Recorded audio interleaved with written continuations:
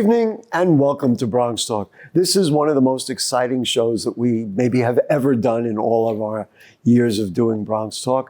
We are at the Bronx Museum of the Arts for a very special look, a close look at Swagger and Tenderness, the South Bronx portraits by John Ahearn and Rigoberto Torres. These are going to make you feel like, wow, these are my people. This is the borough of the Bronx. So we've got a lot to see, a lot to do. I'm not going to spend a lot of time introducing. We're going to let the people and the artists talk for themselves. And so right now, let's just greet the curators of this exhibit. It is Amy Rosenblum-Martín. Nice to have you with us. Thank you. And my longtime friend, Ron Kavanaugh. Everybody knows Ron, who's the executive director of the Literary Freedom Project. Nice to have you with us. Thank you. Amy, let's just start with you. This is an amazing exhibit. What made you and the people at the Bronx Museum say, we got to do this. We got to bring all of these statues. There are 60 statues here, by the way. What made you say it? I mean, it was essential because John Ahearn and Rigoberto Torres are very well known internationally. They represent the Bronx all over the world with their work. But this is the first big exhibition of their work in the Bronx for the people who made their fame and fortune possible. Yeah, we'll talk about fortune later. The fame is one thing, but there is something incredibly compelling about this. And as I have said, when I have seen this and when I've walked through here, it feels like seeing my friends and neighbors in the Bronx. For you, what's the most compelling aspect of their work? It honors the beautiful people of the Bronx and their huge contributions to society at large. I would even take it one step down and say it's because who we are. Look at the guy playing ball. I think I played ball with this guy in the park. Ron, you're a Bronx guy, and talk to me about why this is such a special exhibit. You know, when you kind of grow up in neighborhoods, I grew up in the South Bronx, you don't see yourself in art. For that matter, you really don't have a clear idea of what art is. And it wasn't until I actually saw these four young girls, the Double Dutch statue, that I sort of saw myself. I was walking down the street with my father around Kelly Street where he grew up. And I saw these four young girls on the side of a building. And I was like, what is that? You know what it is, but it still looks weird because it is art and it was elevated. You know, it had this sort of stature that was above everyone on the ground, but it was the neighborhood people. You're holding in your hand this book where this is part of this whole expansive exhibit. What is that? This is the catalog for the exhibition, Swagger and Tenderness. And what we tried to do with the catalog is, of course, you always want to be a traditional presentation of the exhibition. So many of the artworks, there are essays from all of the curators as well as museum professionals. And a little bit of writing from you. Last thing, Amy, let's just talk about, because these weren't just created recently. Many of these go back decades and you collected them from elsewhere. How did you get them here? Yeah, they start in 1979, which is when the two artists met in the South Bronx. Right. And how did we get them here? We got them here using fine art shippers. Wow. But a lot of them came from the Bronx. We wanted artworks that represent the Bronx or from the Bronx, everything like that. And so a lot of these came from the studios, the artist studio and storage unit in the Bronx. But they also came from museums. They came from the Studio Museum in Harlem. Listen, I saw one that was labeled Los Angeles, so they came from all over the world. That's true. All right, listen, we love you and we thank you for your work, but we're going to meet the artist. Fantastic. So thank you to Amy Rosenblum-Martín, Ron Kavanaugh. And so follow me, we're going to go. Let's see what's happening. A lot of people have heard about John Ahearn and Rigoberto Torres, but they've never seen them or met them. Ladies and gentlemen, John Ahearn and Rigoberto Torres, nice to have you with us. Nice to finally meet you guys. John, you met, Amy mentioned it was 1979. I think it's worth telling this story. how did John and Rigoberto meet? Go ahead, John, do it. Well, I was doing a project at Fashion Moda with Joe Lewis and Stefan Eins, and it's a significant arts center that was there. And Rigoberto's family started cruising around. He had a cab driver, he had different cousins, and they came by and they said to Rigoberto, you know, there's a guy there doing face castings a little like our uncle Raul. Why don't you check to see what's going on over there? So Rigoberto came in, and the first day I met him, I took a Polaroid of him outside the place, and I thought, this guy really looks like the one I'm looking for. Rigoberto, had you ever done anything like this before? Had you even said to yourself, gee, one day I'd like to be a sculptor? No, I was working in my uncle's factory doing, religious stuff. And what is it and what was it that made you realize, wow, this is something I would like to do and I could do? This is your work here, right? Yeah. No, I got involved with John, and then after a couple of weeks went by, and I decided to take the supply and do it out in the open in my neighborhood in Walton Avenue. What about, the whole thing is called Swagger and Tenderness. What about Orlando the Donut Man that you love? The thing about Orlando, he used to work in the lunch time. There was a restaurant, and every day I used to see him early in the morning making donuts, and I used to eat breakfast there. And then after a while, we got to became friends, and I went downstairs to see how he was making the donuts. We got to be closer and closer until we cast the Orlando, the donut maker. But I saw him carrying a lot of trays, just the way you see them here. And then he put them in a slot, and he's got like 1,000 donuts, and then he got all jellies donuts, and he's working hard and cutting all these donuts and all kinds of stuff going on. And I kept watching him until then me and John got together and we decided to do a split. They make it sound so easy. To me, the whole notion of swagger and tenderness emerges from every one of the pieces. I just want to, before we're going to go on to other pieces, and we're also going to learn about their process in just a moment, but the detail that is evident in all of these is remarkable, because you could miss it if you didn't see it. He's wearing fatigues. Yeah. So that shows a little bit of depth of character and of history and all that. All right, so the next thing we're going to do, we're going to go to see people who you said are part of your family, Rigoberto, right? All right, let's go. We're going to go over here. Let's go and take a look. One of the themes that you're going to see here is family. And it turns out, and I had no idea, Rigo, this is your family? Yes, Edwin is... Okay, well, that's right. We should introduce, ladies and gentlemen, it's Margaret and Edwin.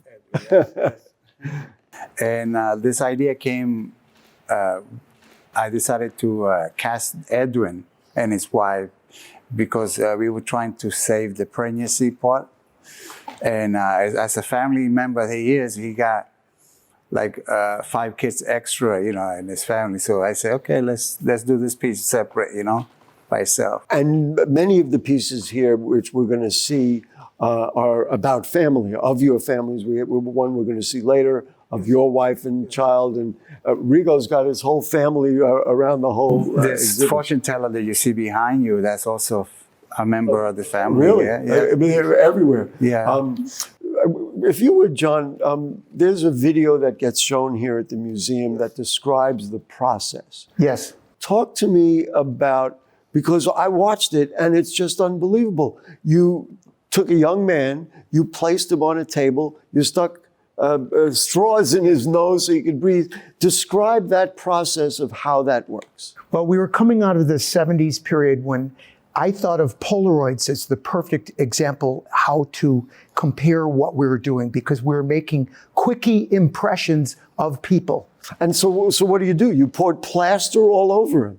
Describe that whole thing. Well, once you have the straws in the nose and you have someone is somewhat ready to be covered, you would throw a whole bowl of this pour down over their faces. Alginate. And alginate, yes. Okay. And yes, and And how long would it have to stay like that? Not too long, like maybe 15, 20 minutes. So whoever was under there was breathing through a straw Yes. and covered over. Then what would you do? You lift up you have a thing we call the mother mold of plaster bandages went on top of that to give it support, so it would hold the shape of this alginate. And then when that's set up, it would, see the hands, imagine this being the cast, the person would sit up and this would fall away from their face. And then you would pour something in that mold.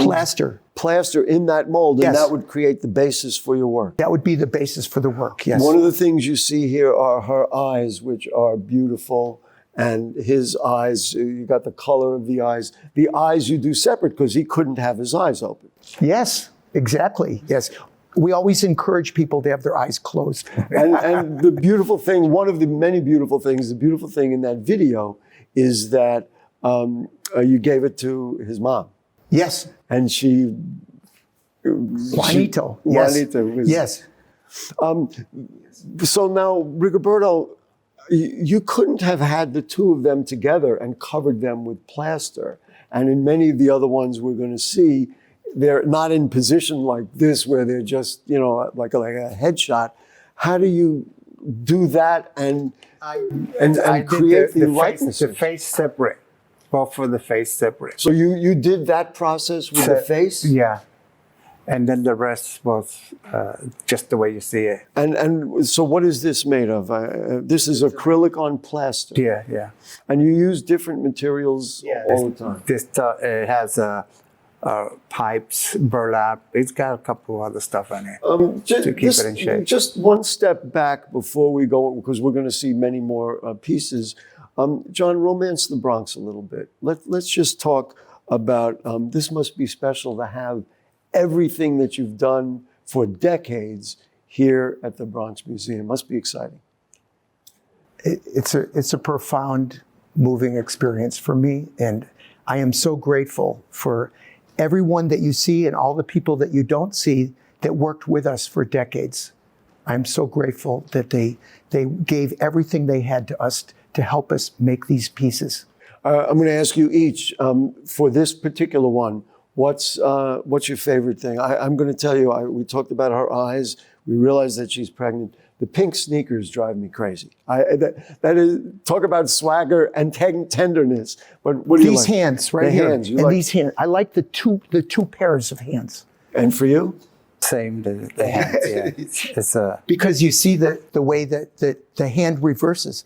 His hand on top, her hand on top. We're going to go look at something that I felt like these are the people in my building. So let's go. We'll go to the next spot. So I had said that we were going to go see two people who I said reminded me of people in my building, but we had to make a pit stop because this is one of my friends, one of the Bronx's friends. John, tell us who this is. This is our dear friend, Joe Conzo, who took the hip hop's baby pictures many decades ago. And he said to me, I think it's time you did my cast. I said, no, I don't do it on favors like that. He said, but just for me. And I said, well, what have you got? I said, have you got a photograph of yourself that means something to you? He said, there's one I have, which is the first photograph I ever took of myself.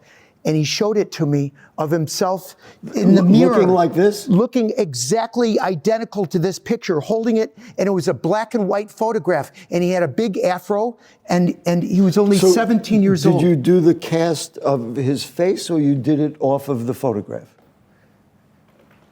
Well, let's speak more intelligently for everybody here, okay? What we're talking about is the photograph is a study that we use for the casting. The casting is always on the face, but we made up this and we gave him a little uplift with the face to give him, 30 years off his life. I was going to say, he wasn't right here. He wasn't 17. Yes, and Joe brought the exact Minolta camera that he used in the first photograph, and so this really matches it. And I painted it to look black and white for this picture. Because it came from a black and white photo. Wait, there's more. On top of that, we asked Joe to loan his very own choice of this cast. So this is from his own home. This is from his private collection. Wow. Yeah. And that underscores, maybe, Rigo, you could talk a little bit about it. Many of these are in collections all over the country, all over the world. Yes. And they were brought here. For you, what is it like to have them all here in one space? It must be an amazing feeling.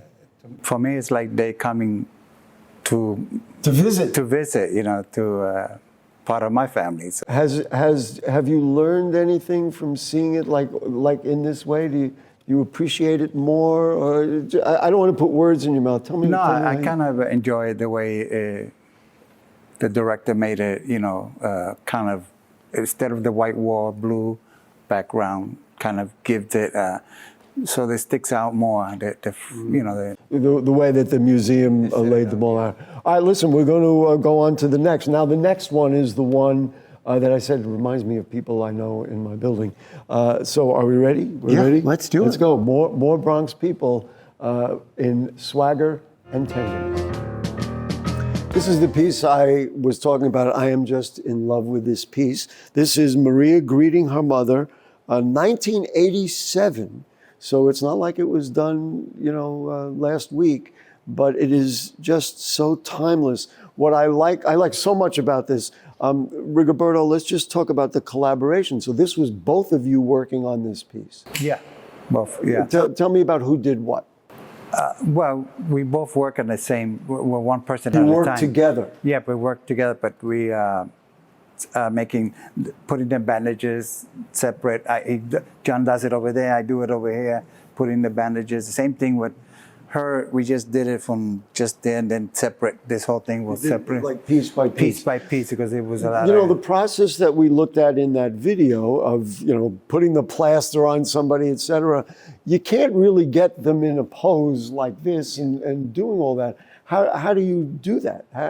How do you get the representation and get the form right, etc.? We use bandages, and we don't use the gel tray. We use the bandages by itself. The Put plastic. bandages all over, and so that will. it's almost hold like paper mache, I guess. but it will hold it in place. And did you have them in this position? Yes. You did have them in Yeah. this position. Who knew them, John? Did you know them? Who are these? They live in a neighborhood, in the same building that we live. They live. That's what I said. They're like people in my building. Think of a very warm summer night, and some elderly women are in these little chairs out on the sidewalk, just watching everything go by. Absolutely. And Maria walks by and sees her mother and stops and kisses her mother on the cheek here. Let me say the crucial thing about the piece is the circle that entwines them, that is made by their arms coming out of both their shoulders. So the way we made this piece was we had to first design it so that from this shoulder to this shoulder all the way around, this was cast in one single piece all the way around. So not the faces, just the arms entwined was what we did. That's interesting. That's the original cast. You would look at it as two people, but in order to do it, you had to. It had to be one piece. You couldn't put it together later. And did you conceive of that story in your mind, or did you actually see them greeting each other as? No, we took. Like, did you tell the story Polaroids before we did the casting as studies, and the Polaroids were taken out on the street with her sitting on her chair in front of the building. Rigoberto, how long does it take to me, this would be a lifetime of work, not to mention that we have 60 casts. Maybe it took like just dealing with the person, but maybe like 2 days, 3 days, and then the rest is full days. Yeah. Then, and who does the painting? One better than the other? Depends, You're both equal. Equal, yeah. Let's pick a favorite part of this. I mean, I know that John was talking about the rings on their fingers. I did notice all the way on that Maria has a cigarette lighter in her hand. Do somebody want to talk about another favorite part of this? You talked about the circle. I think the circle is it. If you follow the circle, here's another ring, and it goes around this piece, you're going to see an unbroken line. And I think that's the key to the. And the chair was an actual chair, or did you? She was sitting in the chair. But did you create the chair? No, chair is- that's is- her chair. That's the actual chair that she was sitting in. It's, there's a part of me that doesn't want to say anything more because it's just so breathtaking. But then you notice the details of her shoes. She's got the little red shoes. I mean, there's so much in it. And the other thing, the sadness in Mom's eyes, the sense of age, it's just congratulations. Just Thank you. A beautiful, beautiful piece. She's a beautiful young lady that's going out. She's going out. That's why she's dressed like this. See you later, Mom. What do you think? Yeah, All right, see you that's later, That's Mom. it. That's it. She's on her way out. The next piece is I don't want my favorite piece. They're all my favorite pieces, but I love the next one we're going to see. So we've got two older people here. We're going to take a look at two young Bronx girls in a moment. So I want you to meet Janelle and Audrey. They, in 1983, were together. And I have to say, this was one of the most compelling pieces to me because it looked like two girls who were just having a day in the park. Who wants to tell it? This was a collaborative piece again. Rigo, tell us a little bit about Janelle and Audrey. Well, they live in the same building that we were working on down in Dawson Street. And they were And that's, by the way, that's where that was the studio that we had. the studio you had, but also that's where the original pictures are on the building. Key thing is all three of the original Murals, murals were done in right this. at the site where we were working right there. Yeah. That's- Okay, so they lived in that building. Same building, And yeah. did you say, hey, we've got to, do something with you? Like, how did you make the decision that this Never. would be No, proper? no, What? No? they just yes. It just made sense. They see I like that a to say lot. I'm cutting in. Go ahead, cut in. Always, listen, we never go after people. We set things up so that the girls come to us and want to be involved. They ask, how do we get involved? We say, well, we're going to be casting someone tomorrow, but not today. But come tomorrow and you'll get to see. And then gradually, if they are pushing to be cast, we agree to do it. This was done in think about this, folks. This was done in 1983. These young girls are, of course, they're immortalized here. Their age is immortalized, but they're 40 or 50 years old. Right? Yes. Yeah. Are you in And touch with them? Janelle works in the pharmacy. I've run out of, I'm not in touch with her right now, but she used to work in the pharmacy right next to where I live. And I used to see her every other week there at the pharmacy. And so this Yeah. is Audrey, and Audrey had glasses. Yes. Tell me something about the creation of this. Who did what? Or was it the same thing that you worked on it together? I think John came up with the idea. They were playing it with each other, hugging and all that stuff. So You know what I like the most out of this, and we'll get everybody to comment. I like the texture of the color of her skin in this because it looks like it looks like she's been out playing and working and sweating and being active to me it's just incredibly compelling. Something for you on this, John? What do you think? They're both beautiful girls, and Audrey is very strong. Audrey is very strong. Very strong, yes. So It she's comes very through. athletic, very strong. It comes yes, through. Yes. It comes through. What So about she's got a protective armor over her. yeah. one thing I wanted to ask you about, which was evident in some of the others, was clothes.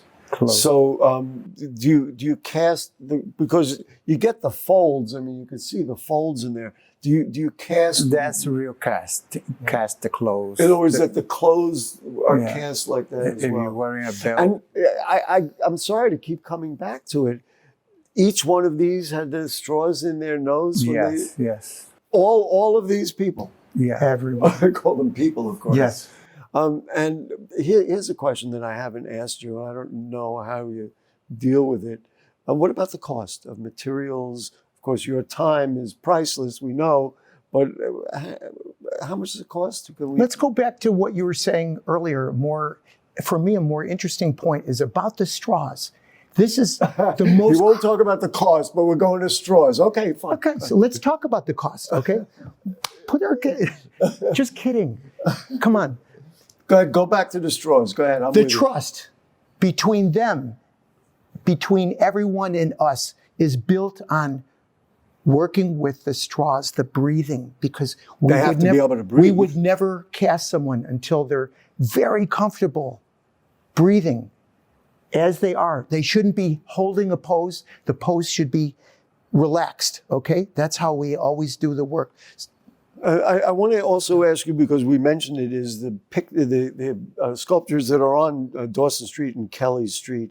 Are those original ones, Rigo? Those on the building? on the buildings. Those are fiberglass pieces. Those yes. are fiberglass Yeah. pieces. Those are original, yes. I guess for the next one, we'll talk about materials in a moment. All right, we're going to go visit with Barbara.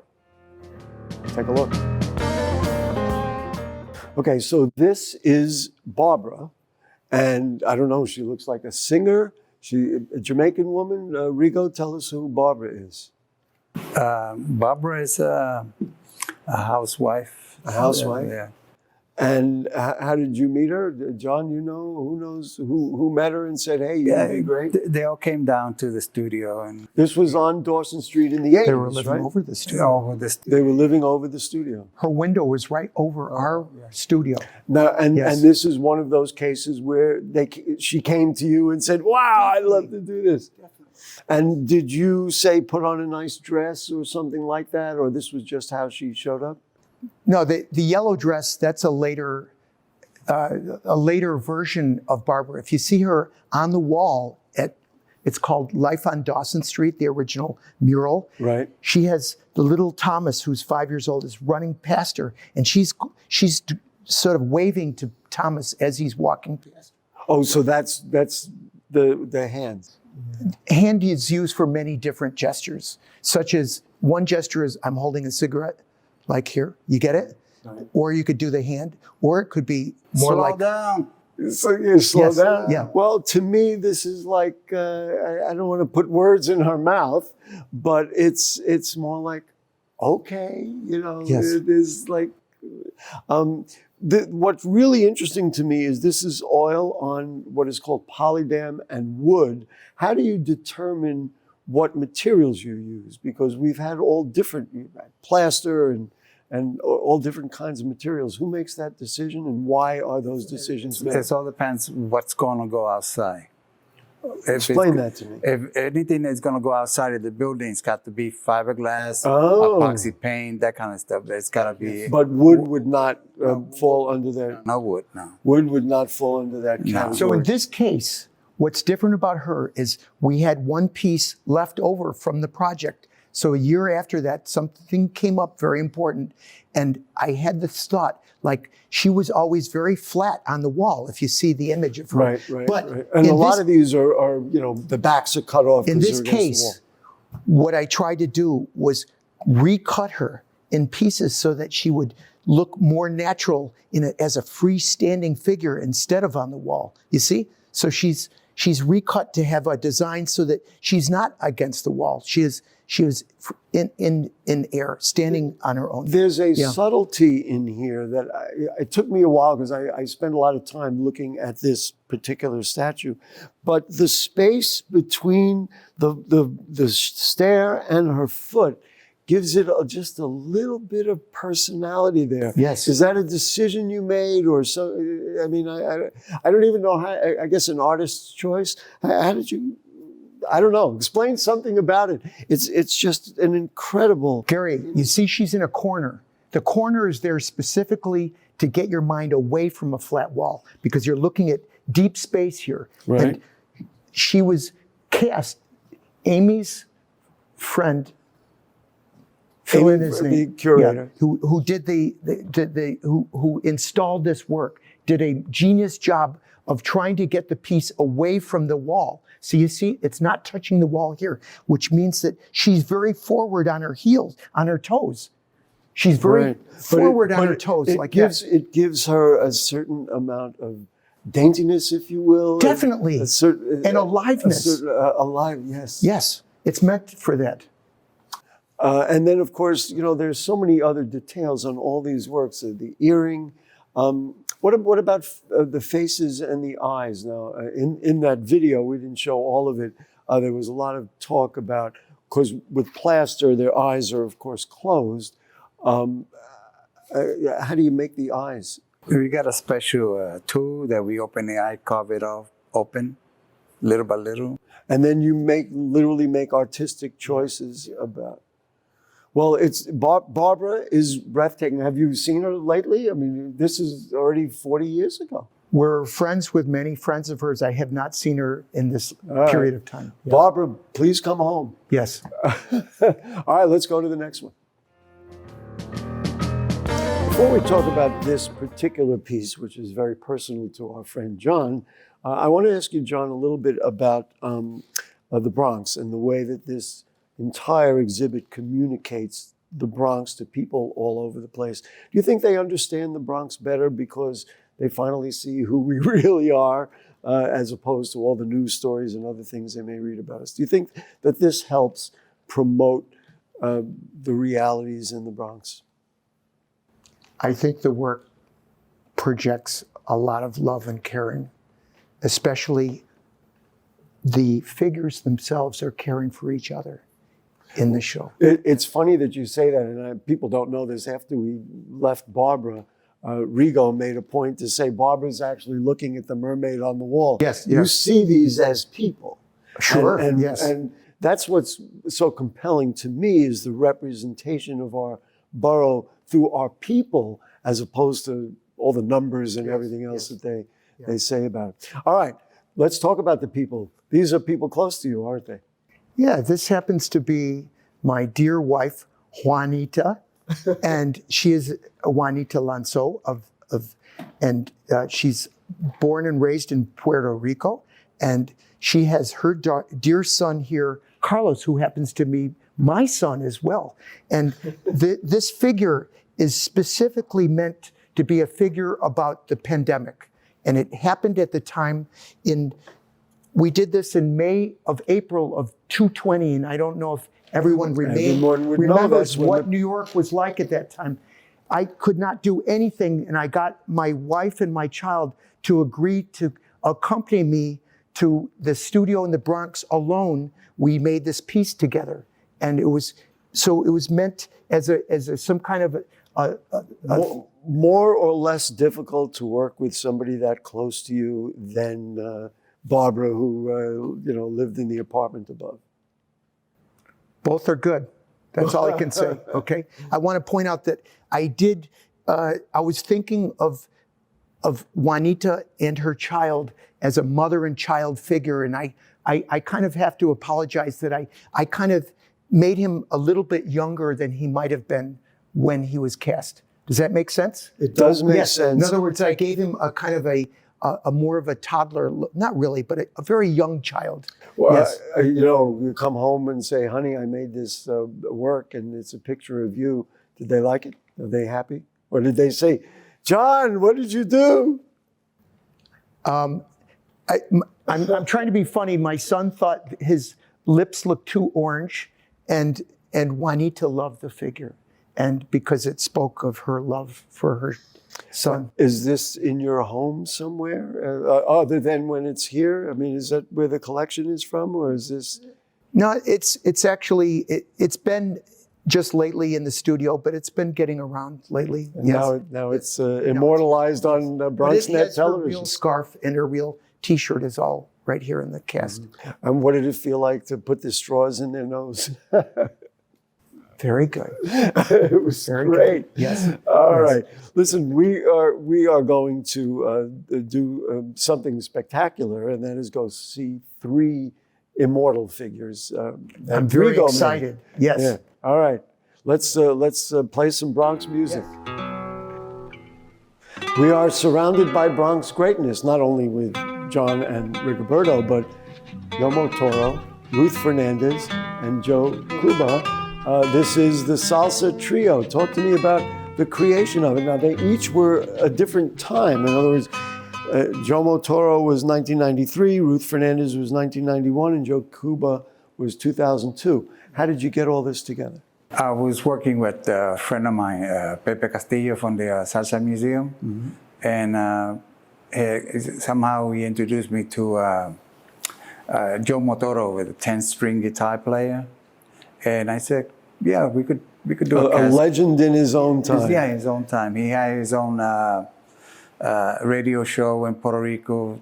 You know, the whole And thing. so you had already had Ruth I did this by myself in Puerto Rico. I went and I introduced myself to Ruth Fernandez, who was also a singer, an actor, a senator. She was a bunch of stuff. She was.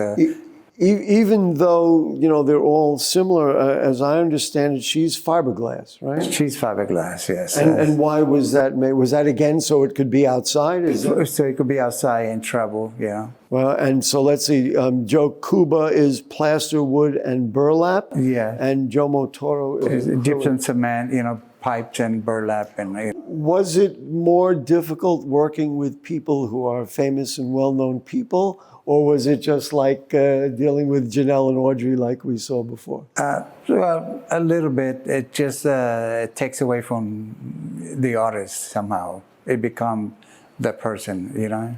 So instead of me creating it, it would become Ruth Fernandez. Listen, they were all labors of love, but was there something special about doing this, knowing the significance of who they are and of their greatness, of course? Tell me a little bit about what you felt trying to do this and getting every detail right. I went to Puerto Rico because I wanted to prove that Puerto Rican artists and New York artists went back to his town and created some new work. And I did about 22 pieces, but also I did this piece here.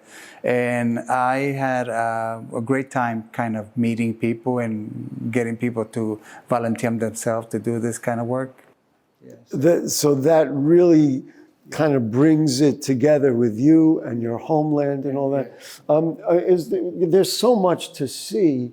Are there things about, let's start with Joe Motoro? Joe Motoro has a 10-string guitar, right? But we were celebrating a video that I saw about him bringing school to teach kids how to play the cuatro, you know? So the cuatro is the guitar there, the 10 thing. So they were trying to perform a school to teach kids how to play. And what about Ruth? Ruth Fernandez was like I said, a famous actor and a singer. And one of the things I like about this dress, because I saw her with the dress, she showed me a photo. It's magnificent. Yes, I have to tell you, it's just absolutely magnificent. And then I got a little secret here that says the reason why this hip is a little higher. Okay. And the shoes, one is slimmer than the other one because she got a short leg. Really? Yeah. Oh, now we've just told the secret. Who knew? And let's look at the... Joe Cuba, I met him also through Pepe Castillo, and Joe Cuba was around, and I decided to cast him with the conga. And he brought the conga and all that stuff, and it was kind of nice to be able to cast him live in the studio in 100th Street. Listen, I can tell you how important Joe Cuba is to me. I remember being in middle school and guys walking through the hall going, ah, beep, beep, ah, beep, beep. And that, of course, is right out of Joe Cuba. Let's bring John Ahearn back. This is, with this salsa trio, is the finale here. We have deliberately not gone crazy to show every wonderful, incredible piece because this will be, the show will be open through April. We want people of the Bronx especially to come through and see it. And there's much more than we have captured here. I want to ask one final question. We'll let you both respond to this. So I'm looking at all these images. I've been spending days here trying to figure out what's what so we could do the program. What if you did me? If you did me, how would you portray me? Would you have me standing here like this? What would you do? I would do it with a mic. With a microphone, you want it like this? Yeah, I like that. I like You like the Rigoberto's microphone? idea. Yeah. I'll do it with a mic. Yeah. It gives you more class. I think I just got poked by Yes. Ruth Fernandez. Yeah, these are. Do you know, when I was here and I was the only one in the room and I saw a security guard, and it occurred to me that you could almost talk to the people. Do you talk to them? All the time. All the time. John wouldn't admit it. He wouldn't admit it, but you say all the time. Sometimes, you ask for help, they give it to you, I go with Rigoberto. You also will give it time. And every time you paint one eye in, it looks a little better, and then you try to paint the other one, and you go, okay, now I'm seeing better. Then you make. Oh, can you see better now because you I see, put your eye you're in? talking back, and how you feel. You need lipstick, put lip. John, I know you're thinking of something to say. Talk to me about what we haven't asked you that you want to tell the people of the Bronx about this exhibit, about their home, about who they are. What are your thoughts? I think I said to you how grateful I am to everyone in the Bronx we ever knew and worked with for the last many decades. And really, everybody has been wonderful to help us to do everything that we wanted to do. We're really grateful. And Rigo, any final thoughts from you? All these people are still in touch. They're all in touch. Well, you told me earlier it's all family. Yeah. Listen, the great John Ahearn, Rigoberto Torres, you're going to do more? You're never going to stop. Never stop. Never stop. Never say no. Well, I hope you'll keep representing our borough in just such a beautiful way. Thank you. Gentlemen, thank you so much. Listen, we have a lot of people to thank. Our producer, Rebecca Hemick, has done an unbelievable job. George is here. We got a cast of thousands working with us. I also really want to thank Eileen Jang Lynch from the museum, who has helped us put all of this together. This is a very special thing.